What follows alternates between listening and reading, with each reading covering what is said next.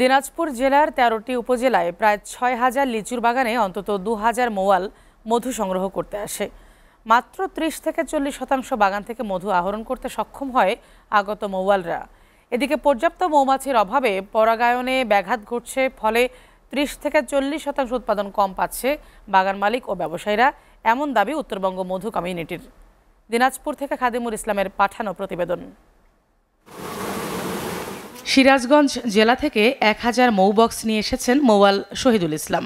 ৫ থেকে ৬ জন সহকারী সহ জেলার বিরল উপজেলার মাধববাটি গ্রামে বড় আকারের কয়েকটি বাগানে বসিয়েছেন মৌবক্স। প্রতিটি মৌমাছি অন্তত ৩ কিলোমিটার পর্যন্ত যেয়ে মধু সংগ্রহ করে ফিরে আসতে পারে। এই গ্রামে ২০০ খামারি সহ মোট ৬০০ জন কাজ করছে। মধুর দাম ভালো না পাওয়ায় মজুরি কম। খুব একটা পোষায় না, মালের দাম একটু কম, খরচার দিকে বেশি।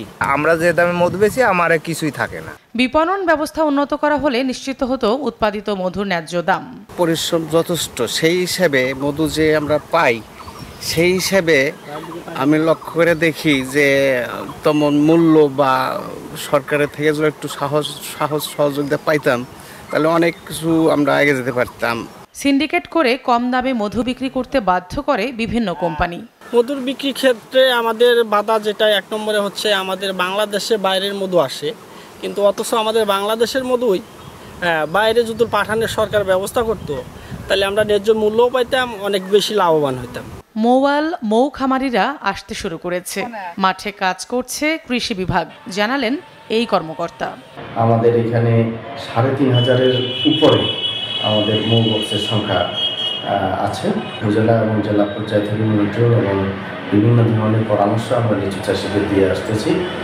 তো এবারে এখন পর্যন্ত লিচুর মুকুল যথেষ্ট খুব ভালো হয়েছে এবং চাষিরা খুব আশাবাদী। আগত মৌয়াল খামারিদের সুযোগ সুবিধা নিরাপত্তা নিশ্চিত করতে পারলে প্রতি মৌসুমে ১,০০০ কোটি টাকার মধু সংগ্রহ করা সম্ভব।